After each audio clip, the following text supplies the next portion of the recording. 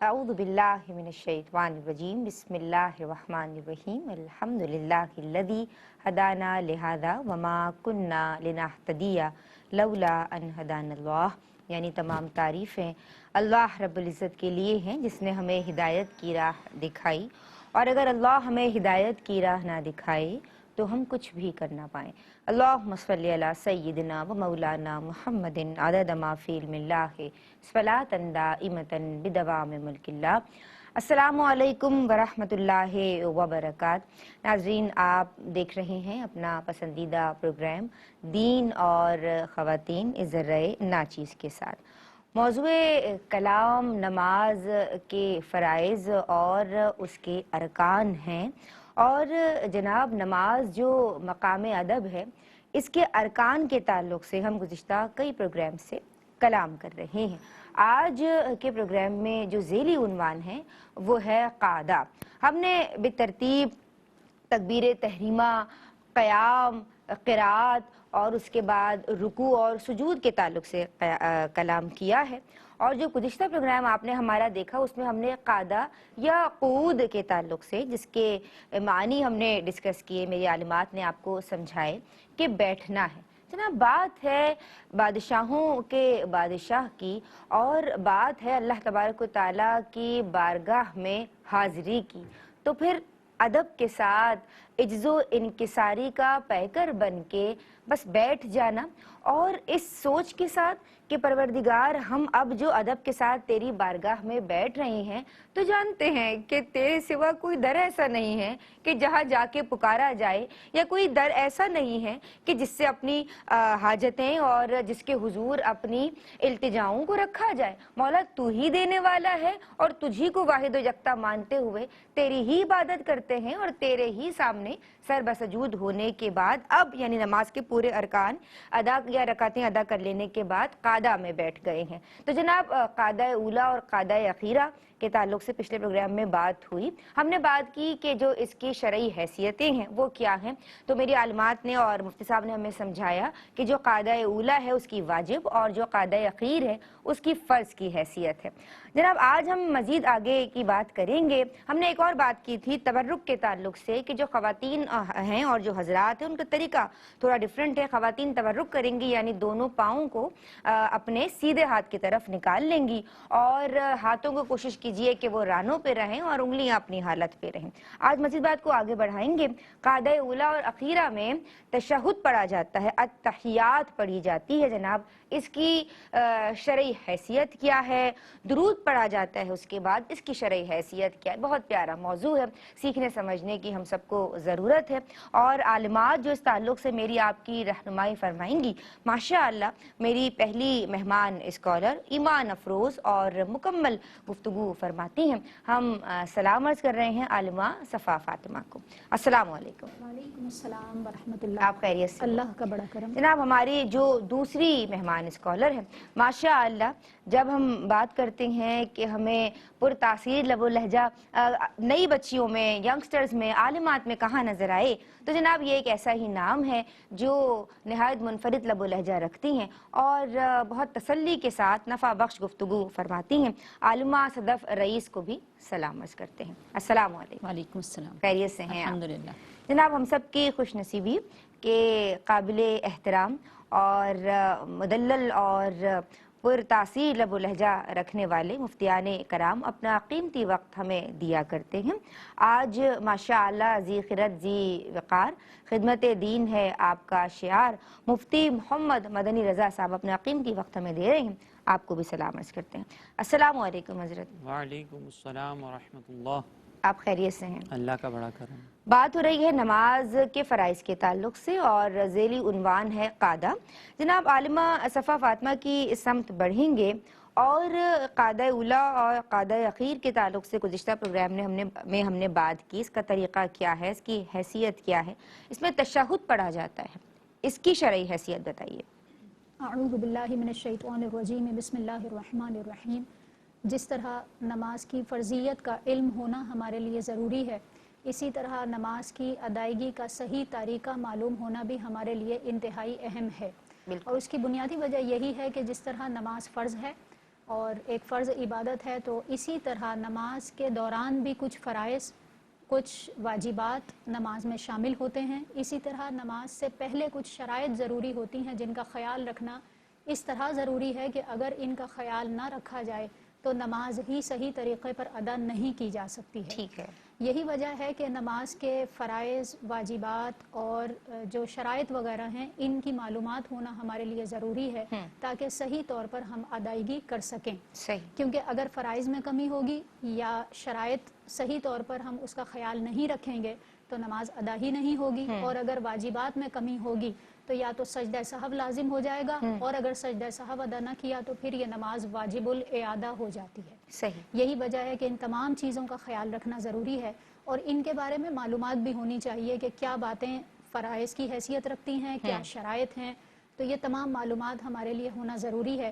یہی وجہ ہے کہ جس طرح ہم دیگر علوم باقاعدہ سیکھتے ہیں اور اس کی انفارمیشن حاصل کرتے ہیں، اسی طرح نماز کے بارے میں بھی باقاعدہ ہمیں اس کا علم حاصل کرنا چاہیے، بلکہ ان سے کہیں بڑھ کر علم حاصل کرنا چاہیے، کیونکہ نبی کریم صلی اللہ علیہ وآلہ وسلم نے باقاعدہ طور پر بہت وضاحت کے ساتھ، خود قرآن کریم نے بہت وضاحت کے ساتھ نماز کی فرضیت کا بیان فرمایا، اور سرکار علیہ الصلوۃ والسلام نے تاکید ارشاد فرماتے ہوئے کئی احادیث بیان فرمائی، جن میں سے ایک یہ بھی ہے کہ سرکار علیہ الصلوۃ والسلام نے فرمایا کہ نماز دین کا ستون ہے، اگر کسی نے اس کو قائم کیا تو اس نے دین کو قائم کر دیا، اور اگر کسی نے اس کو چھوڑ دیا تو گویا کہ اس نے دین کی عمارت کو منہدم کر دیا۔ اللہ تو اس لیے ہمیں نماز کے بارے میں ایک تو انفارمیشن ہونی چاہیے، فرائض کیا ہیں، شرائط کیا ہیں، اور صحیح طور پر ادائیگی کرنی چاہیے۔ تشہد بھی نماز کے لیے اسی طرح ضروری ہے، اور تشہد کا جو لغوی معنی ہے وہ ہے گواہی طلب کرنا، اور نماز میں التحیات سے لے کر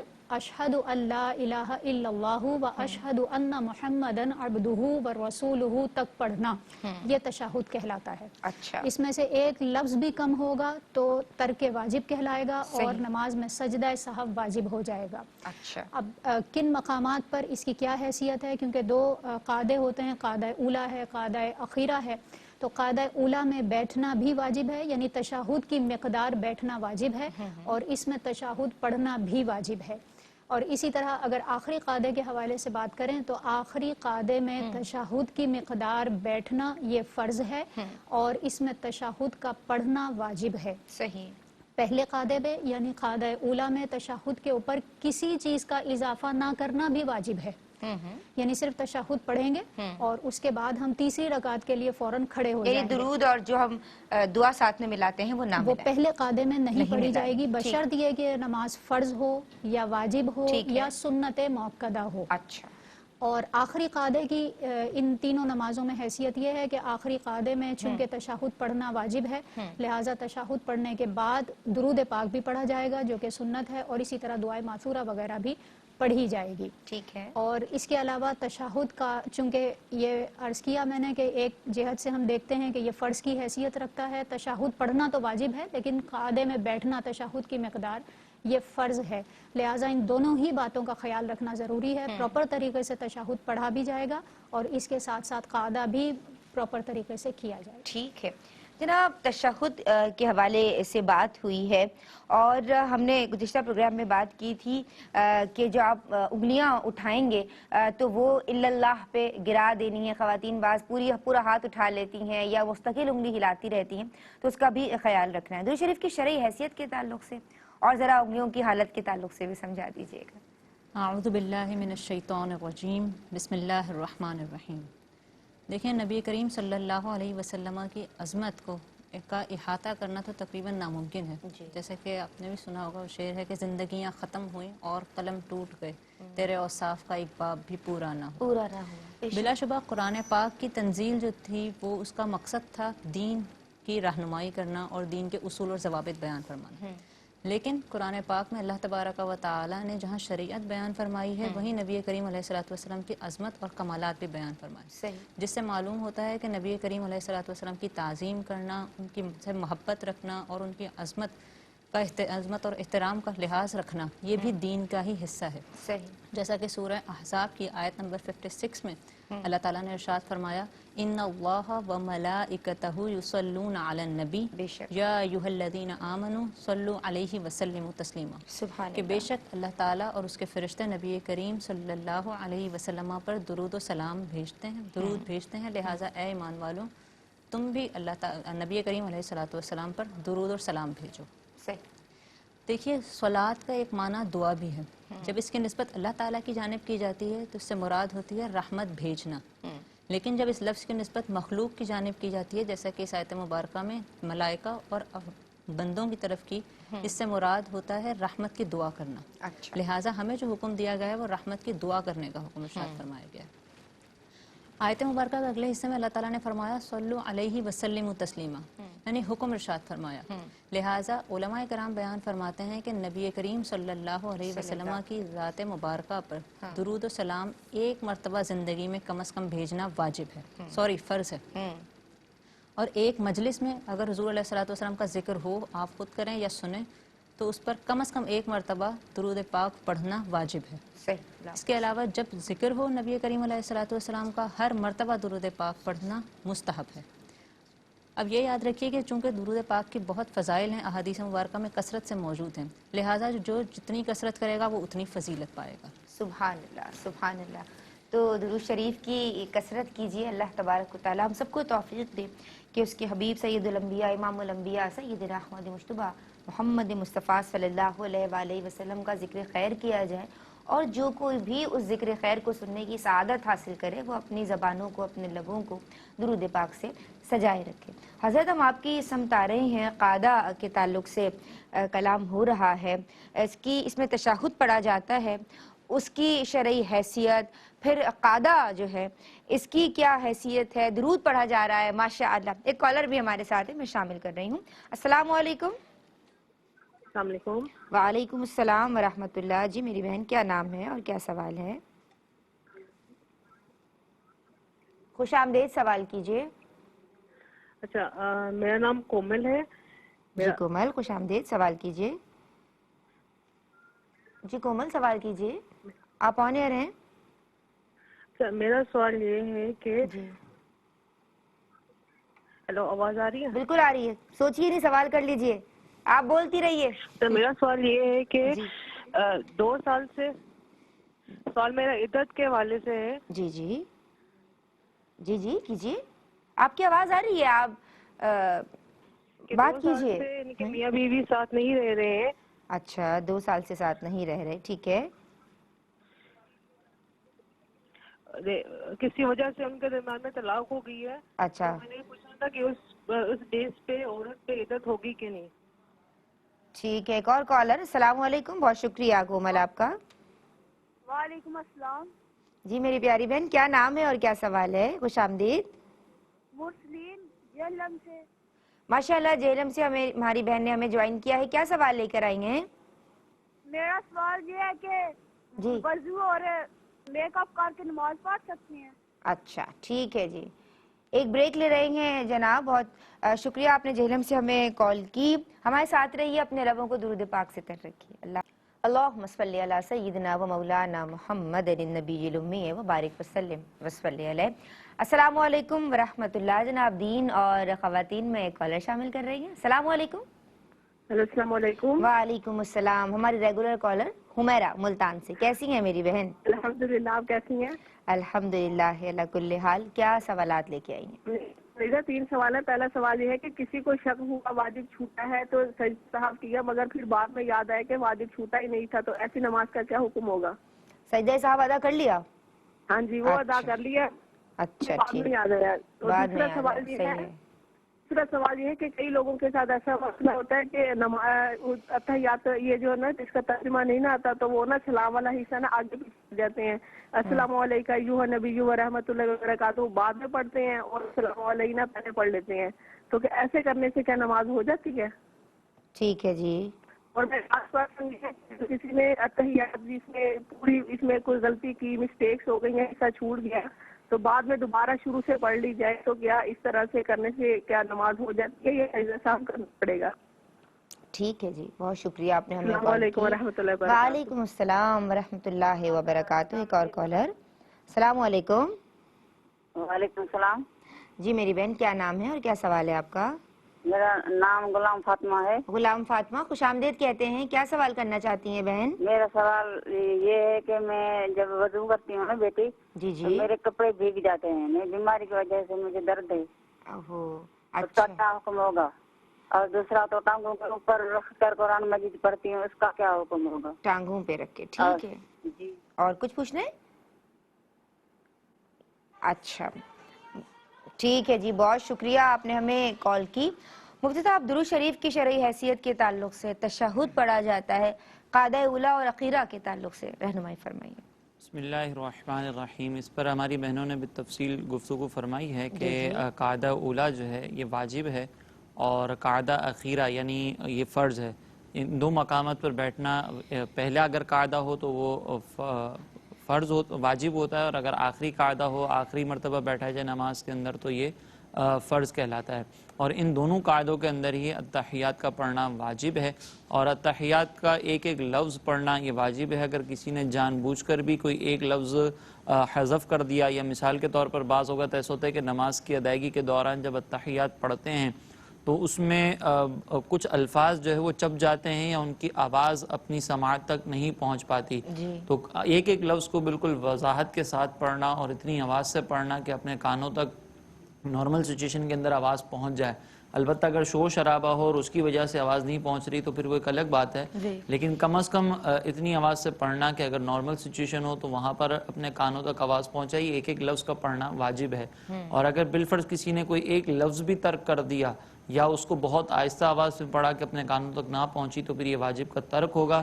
اگر جان بوجھ کر ایسا کیا ہے تو نماز کو ریپیٹ کرنا ہوگا، اور اگر کسی نے غلطی سے ایسا ہو گیا تو پھر اس صورت کے اندر سجدہ سہو لازم ہوگا.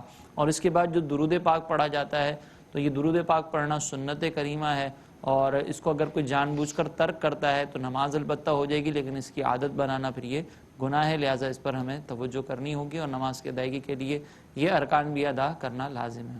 ٹھیک ہے حضرت، بہت شکریہ. میں آپ کی سمت آؤں گی عالمہ صفا فاطمہ. کالر ہمارے ساتھ ہیں جی. السلام علیکم. وعلیکم السلام. کیسے ہیں آپ لوگ؟ شکر اللہ کا. میری پیاری بہن کیا نام ہے اور کیا سوال ہے؟ میں خوش روبینہ آمدید. بات کر رہی ہوں کراچی سے. روبینہ خوش آمدید کہتے ہیں جی. سوال شکریہ، کیجیے. بہت بہت شکریہ. میرا سوال یہ ہے کہ جیسے کہ ہم لوگ مسلم لوگوں میں بخشش کی دعا، مغفرت کی دعا ہم لوگ کرتے ہیں، ٹھیک ہے. اب اگر غیر مسلم ہمارے ہمسائے رہ چکے ہیں، بہت اچھے تعلقات ہیں، تو ہم ان کے لیے کیا کرنا چاہیے تاکہ ان کے لیے بھی کوئی وسیلہ بنے؟ ٹھیک ہے جی، بہت شکریہ آپ نے ہمیں کال کی. اچھا مجھے یہ بتائیے عالمہ صفا فاطمہ کہ دعائے معصورہ کے تعلق سے گزشتہ پروگرام میں بھی آپ نے کلام کیا تھا. دعا جو پڑھی جاتی ہے رب جعلنی مقیم الصلاۃ، یہ پڑھی جائے یا اس کی جگہ کوئی دوسری دعا پڑھی جا سکتی ہے؟ جی دیکھیں، درود پاک پڑھنا جیسا کہ ابھی بیان ہوا کہ سنت مبارکہ ہے، سنت مؤکدہ ہے، اور اسی طرح جو دعائے معصورہ ہے وہ پڑھنا بھی سنت ہے، اور یہ آخری قاعدے کے لحاظ سے ہے. اور اگر آپ نفل کی بات کریں تو نفل میں چونکہ جو پہلا قاعدہ ہوتا ہے وہ بھی آخری قاعدے کی مثل ہی ہوتا ہے، لہٰذا اس میں اگر پہلے قاعدے میں آپ نے تشہد پڑھا تو اس کے بعد بھی یہی پروسیس ہوگا، جیسے آپ درود پاک بھی پڑھیں گے اور اس کے بعد دعائے معصورہ بھی ملا سکتے ہیں. اچھا، پھر اس کے بعد یہ جو آپ نے کوشچن کیا کہ دعائے معصورہ جو پڑھی جائے گی یعنی جو قرآن اور حدیث سے متعلق دعائیں ہوں وہ پڑھی جا سکتی ہیں. رب اجعلنی مقیم الصلاۃ یہ ایک معروف دعا ہے جو ہم اس مقام پر پڑھتے ہیں، اور اگر اس کے آلٹرنیٹ پر کوئی اور دعا پڑھنا چاہتے ہیں تو بالکل پڑھ سکتے ہیں، جیسے ربنا آتنا پڑھتے ہیں لیکن اس سے قبل اللہم لگا دیجئے، یعنی اللہم ربنا آتنا فی الدنیا، اس طرح کر کے یہ پوری دعا مکمل پڑھ سکتے ہیں. اس سے علاوہ بھی کچھ دعائیں منقول ہیں جو پڑھی جاتی ہیں تو ان کو پڑھنے میں بھی کوئی حرج نہیں ہے. اور اس کے ساتھ ساتھ یہ بھی یہاں پر عرض کر دوں کہ بعض اوقات خواتین یہ سوال کرتی ہیں کہ ایک سے زائد دعا پڑھی جا سکتی ہیں اس مقام پر، یعنی ایک ہم نے رب اجعلنی بھی پڑھ لی اور اس کے ساتھ ایک اور دعا بھی ساتھ میں ملا لی، تو کیا یہ ہو سکتا ہے؟ تو بالکل، اگر ایک سے زائد دعائیں آپ پڑھنا چاہیں دعائے معصورہ تو وہ بھی اس مقام پر پڑھی جا سکتی ہیں. ایک سے زائد بھی پڑھی جا سکتی ہیں اور اس کے علاوہ بھی پڑھی جا سکتی ہیں. اچھا، درود ابراہیمی کے حوالے سے بات کرتے ہیں.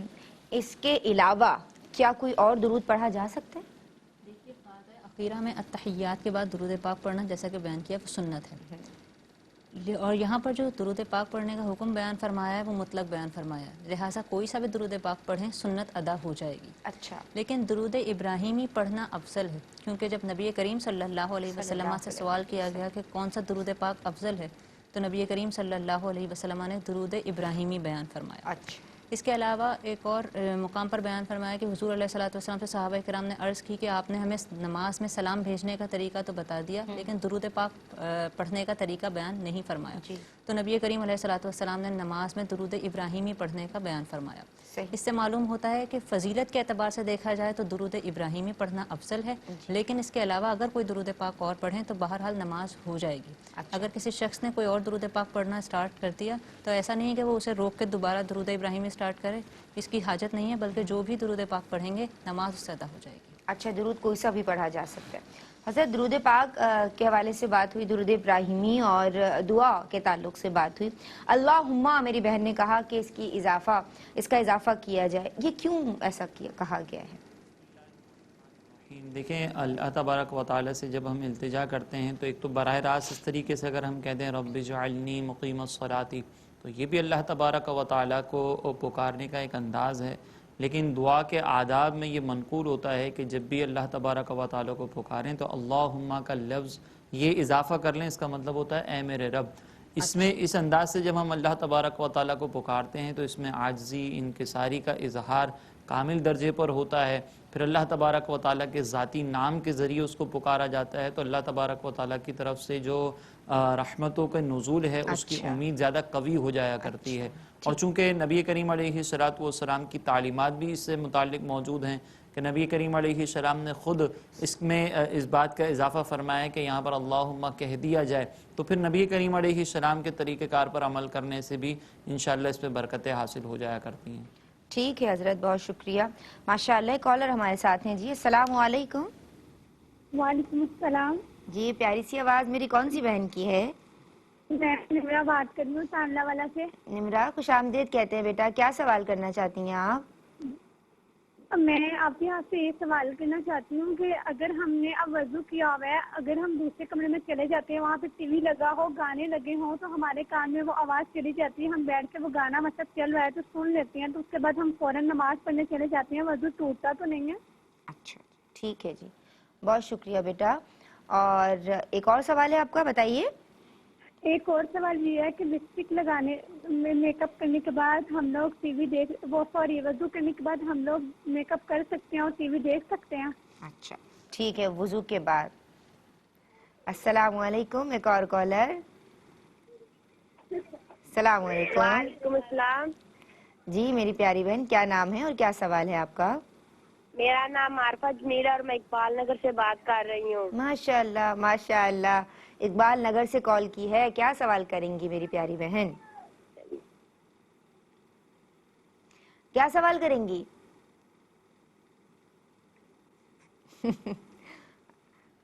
جی بچے بھی ماشاءاللہ، آپ کوشش کیا کیجئے کسی الگ سے کمرے میں جا کے نا، کوئی ڈرائنگ روم یا کوئی ڈائننگ روم، وہاں جا کے، تاکہ ذرا سیپریشن ہو اور پھر بچوں کو ذرا دور کر کے پھر بات کریں، ٹھیک ہے؟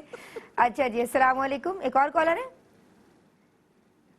اچھا جی، میں آپ کی سمجھاؤں گی عالمہ صفا فاطمہ، ہم بات کر رہے ہیں قاعدہ کے تعلق سے۔ کوئی اماں تھی، ان کو سوال بھی کرنا تھا لیکن وہ بچوں کو چپ کرانے چلے گئیں، کوئی مسئلہ نہیں، ہم بھی مائیں سارے معاملات سمجھتے ہیں۔ وطر میں دعائے قنوت کی اہمیت اور اس کی شرعی حیثیت۔ دیکھیں، پہلی بات تو یہ کہ وطر از خود واجب ہیں اور اس کی ادائیگی کرنا لازم ہے۔ نبی کریم صلی اللہ علیہ وآلہ وسلم نے تاکیداً اس کی ادائیگی کا حکم ارشاد فرمایا اور فرمایا تم وطر پڑھا کرو، جو وطر نہ پڑھے وہ ہم میں سے نہیں، یہ 3 مرتبہ سرکار نے ارشاد فرمایا، لہٰذا وطر کی ادائیگی واجب ہے۔ پھر وطر کی جب ہم ادائیگی کریں گے تو تینوں رکعت میں، یعنی پہلی، دوسری اور تیسری، تینوں رکعت میں سورہ فاتحہ کے بعد سورت ملانا بھی واجب ہے۔ اچھا، اس کے بعد جب ہم سورہ فاتحہ کے بعد تیسری رکعت میں سورہ فاتحہ ادا کی اور اس کے بعد آپ نے سورت بھی ملا لی. اس کے بعد آپ جس طرح تکبیر کے لیے اپنے ہاتھوں کو اٹھاتے ہیں تکبیر تحریمہ کے لیے اس طرح ہاتھوں کو اٹھانا بھی واجب ہے. اور اس کے بعد دعائے قنوت پڑھی جائے گی. یہ دعائے قنوت پڑھنا بھی واجب ہے. اچھا, یعنی وطر میں دعائے قنوت پڑھنا واجب ہے. اور احناف کے نزدیک صرف وطر میں ہی دعائے قنوت پڑھنا واجب ہے. البتہ اس کو آہستہ آواز سے پڑھا جائے تو اس کو سنت مبارکہ قرار دیا گیا ہے. خواتین کے لیے تو ویسے ہی تمام نمازوں میں آہستہ پڑھنا ہی بہتر ہے. یعنی اتنی آواز سے, جیسا کہ ابھی بیان ہوا کہ کم از کم اتنی آواز ہو کہ آپ کے کان تک پہنچ جائے, بس اتنا ہی کافی ہے. تو جب باقی تمام نمازوں میں خیال رکھیں گے تو جس طرح خواتین کے لیے آہستہ آواز میں دعائے قنوت پڑھنا آہستہ آواز میں پڑھنا سنت ہے, اسی طرح تمام افراد کے لیے, مرد حضرات کے لیے بھی دعائے قنوت آہستہ آواز میں پڑھنا سنت مبارکہ ہے. البتہ جہاں تک اس کی شرعی حیثیت کی بات ہے کہ فی نفسی ہی اس کا حکم کیا ہے, تو دعائے قنوت کا وطر میں پڑھنا واجب ہے. بہت سارے لوگوں کو یاد نہیں ہوتی ہے تو وہ والا معاملہ میں آپ کی سمجھ لے کے آؤں گی. ایک بریک لے رہی ہیں جناب, درود پڑھتے رہیے, ابھی لوٹتے ہیں. اللہ بسم اللہ الرحمن الرحیم. السلام علیکم ورحمۃ اللہ. جناب نماز کے فرائض کے تعلق سے کلام ہو رہا ہے اور آج ہم بات کر رہے ہیں نماز کے چھٹے فرض یعنی قاعدہ کے تعلق سے. قاعدہ اولا, قاعدہ اخیرہ کے تعلق سے بات ہوئی. آپ کے سوالات بھی میں وقتاً فوقتاً کالز کی شکل میں آ رہے ہیں اور ہم شامل کر رہے ہیں. عالمات ہمارے ساتھ موجود ہیں اور عالمہ صفا فاطمہ, عالمہ صدف رئیس موجود ہیں. صفا فاطمہ نے بریک سے قبل ہمیں بتایا کہ نماز جو عشاء کی نماز میں کے بعد جو وطر پڑھے جاتے ہیں اس میں دعائے قنوت پڑھی جاتی ہے, اس کی کیا شرعی حیثیت ہے, اور اس میں جو خواتین جب دعائے قنوت پڑھیں گی, مردوں کے لیے بھی یہی حکم ہے, تو وہ ہلکی آواز میں پڑھیں گے, یعنی جتنی آواز ان کے کانوں تک پہنچ سکے. اب میں سوال اگلا لے کے جا رہی ہوں عالمہ صدف کے پاس کہ دعائے قنوت جن کو یاد نہیں وہ کیا کریں؟ کوئی اور دعا پڑھ سکتے ہیں؟ ویسے تو یاد کر لیجئے تو بہتر ہے, اور اگر کوئی اور دعا پڑھ سکتے ہیں تو اس کا حکم شرع کیا ہے؟ اس کال کے بعد. السلام علیکم. وعلیکم السلام. میرے سب سے دو سوال کرنے. جی بالکل. اگر ہم لوگ صبح نماز نہیں پڑھ سکے, سردی کی وجہ سے ہماری لیٹ ہو جائے نماز, تو ہم لوگ کیا کریں, اس ٹائم ادا کر سکتے ہیں؟ کب تک؟ ایک سوال میرا یہ ہے. اور دوسرا سوال میرا یہ ہے کہ جو شخص کسی کا بہت برا کرا, بہت زیادہ, اور وہ یہ بھی کہے کہ میرے سب کو تمہارے ساتھ اتنا برا کیا, تو ایسے لوگوں کا کیا انجام ہوگا؟ اللہ ہدایت دے جناب. سب کو کوشش کی جائے گی کہ آپ کے سوالات پروگرام میں شامل کیے جائیں. عالمہ صدف مجھے میرے سوال کا جواب دیجیے. دیکھیے دعائے قنوت سے مراد یہ ہے کہ وہ دعا جو قرآن اور حدیث سے ثابت ہو, ان میں سے کوئی بھی دعا وطر میں دعائے قنوت کی جگہ اگر پڑھی جائے تو پڑھ سکتے ہیں. اچھا, کوئی بھی لیکن عمومی طور پر بالخصوص وہ والی دعائیں جو آپ علماء اکثر بیان فرماتے ہیں, ربنا آتنا فی الدنیا, وہ آیت مبارکہ, یا ربنا اغفر لی, یہ پڑھیں. اگر دعائے قنوت نہ آتی ہو یا دعائے قنوت صحیح طور پر نہ ادا کر سکتے ہو, تلفظ کا کوئی پرابلم ہو, لیکن بہتر یہ ہے کہ اسے سیکھا جائے, کیونکہ عمومی طور پہ اسی کو پڑھا جاتا ہے اور یہ ایک جامع معنی دعا ہے. اس میں ایک اگر اس کے ترجمے پہ آپ غور کریں تو آپ کو معلوم ہوگا کہ ایک کمپلیٹ دعا ہے, اس میں ہر چیز کے اعتبار سے دعا کی گئی ہے. لہٰذا بہتر اور افضل تو یہی ہے کہ یہ دعا کی پڑھی جائے, کیونکہ اس میں ایک مکمل دعا ہے. لیکن اگر کوئی شخص ایسا ہے جو اس دعا کو پڑھنے پر قادر نہیں ہے, یا اسے یاد نہیں ہے, یا اس کی تجوید کا پرابلم ہے, تو اسے چاہیے کہ وہ یاد کرے, اور مین وائل جب تک یہ یاد نہیں ہوتی یا اس کی تجوید درست نہیں ہوتی وہ دعائیں پڑھ سکتا ہے, جیسے کہ ربنا آتنا فی الدنیا اور وہ ربنا اغفر لی. اگر وہ بھی نہ پڑھ سکے تو پھر ربنا اغفر لی 3 مرتبہ. اچھا, یہ دونوں پڑھی جا سکتی ہیں.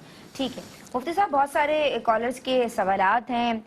کومل نے پوچھا میری بہن نے کہ 2 سال سے ان دونوں میاں بیوی کے درمیان جو ہے وہ سیپریشن ہو گئی ہے, علیحدگی ہو گئی ہے, طلاق ہو گئی ہے, عدت کا کیا حکم ہوگا؟ بسم اللہ الرحمن الرحیم. اگر دیکھیں طلاق ابھی ہوئی ہے اور سیپریشن پہلے سے تھی, مطلب جدا جدا دور دور تھے, تو اس صورت میں جیسے ہی طلاق ہوگی, اگر اس سے پہلے خلوت صحیحہ ہو چکی ہوگی تو اس صورت میں عدت لازم ہوگی. خلوت صحیحہ کا مطلب یہ ہوتا ہے کہ مرد اور عورت کے درمیان ایسی تنہائی کہ آپس میں یہ ازدواجی تعلق قائم کر سکیں اور اس کے سلسلے میں کوئی رکاوٹ نہ ہو.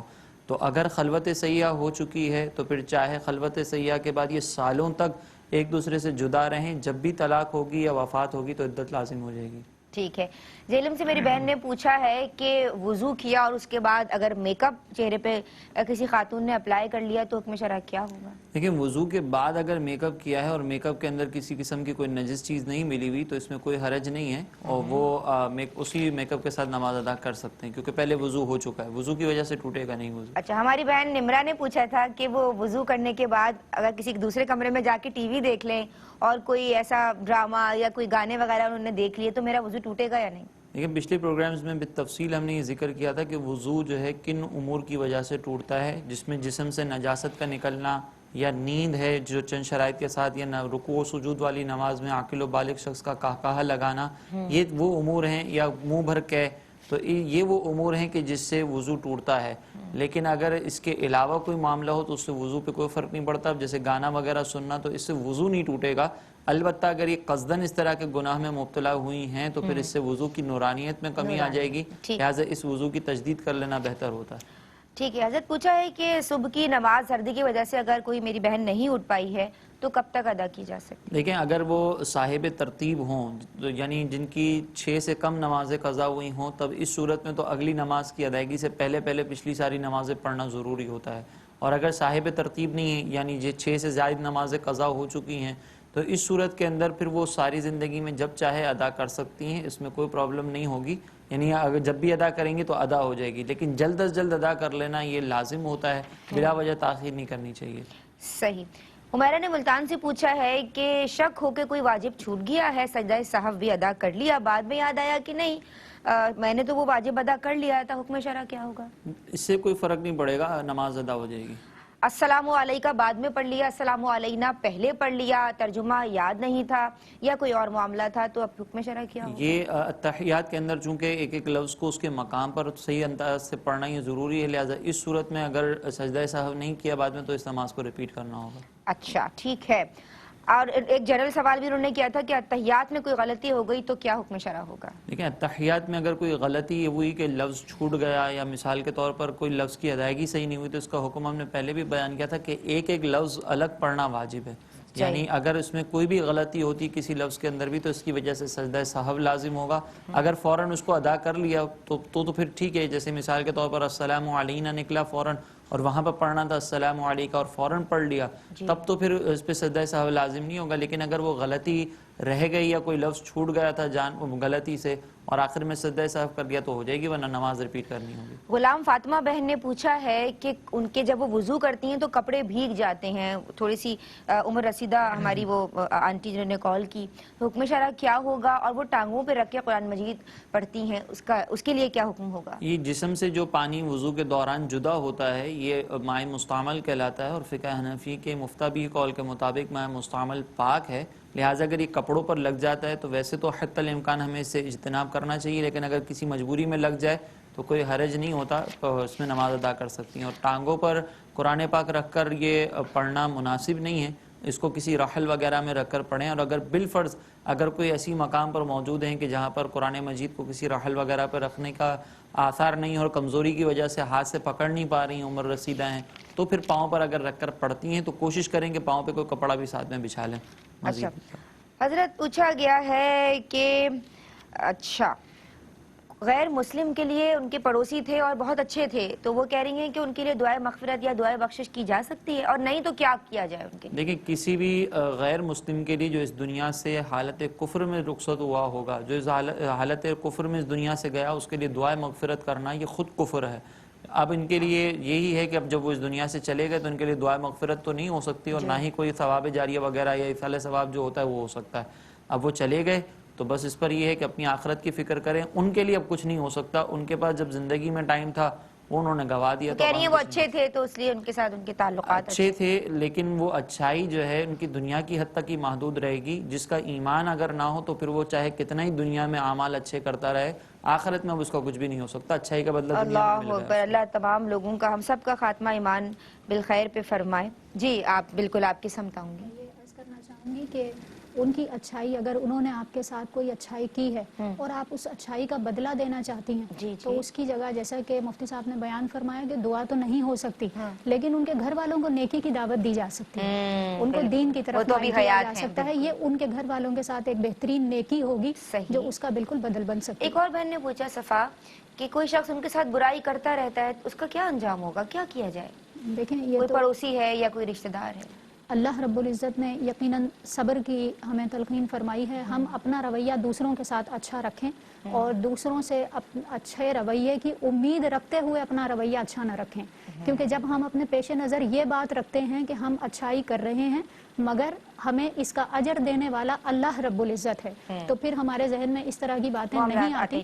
اور اگر بالفرض کوئی کمی کرتا بھی ہے تو پھر ہمارے ذہن میں معاف کرنے کا ہمارے دل میں پھر اس کے لیے گنجائش موجود ہوتی ہے, بشرط یہ کہ دل میں یہ ہو کہ ہم اچھا کر رہے ہیں مگر ہمیں کسی دوسرے سے اس کا بدلہ نہیں چاہیے, اللہ رب العزت ہی اس کا بدلہ دے. اقبال نگر سے میری بہن نے پوچھا تھا, وہ چلے گئی تھی, اور سوال یہ تھا کہ مجھے بتایا گیا میری ٹیم نے کہ عورتیں مختلف کہانیاں سنتی ہیں معجزات کی نا, تو شرعی حکم کیا ہوگا؟ جلدی سے, میرے پاس آخری منٹ ہے. بالکل مناسب نہیں ہے سننا, شرعاً جائز نہیں ہوگا, کیونکہ وہ اپنی طرف سے من گھڑت بہت سارے واقعات ہوتے ہیں, کچھ ایسے اس میں کیونکہ کہیں سے ثابت نہیں ہے. جس نے نہیں سنائی تو یہ ایسا معاملہ ہو جائے گا, ثابت نہیں ہے, من گھڑت ثابت نہیں ہے. بہت شکریہ عالمہ صدف رئیس آپ کا, بہت شکریہ عالمہ صفا فاطمہ آپ کا, ہم شکر گزار ہیں مفتی صاحب آپ کے, ناظرین آپ لوگوں کے, آپ لوگ ہمیں کالز کرتے ہیں. زندگی نے وفا کی تو انشاءاللہ عز و جل کل پھر سے حاضر ہو جائیں گے. ہم سب کو اپنی دعاؤں میں یاد رکھیے گا, اللہ آپ سب کو سلامت رکھے. فی امان اللہ, السلام علیکم ورحمۃ اللہ.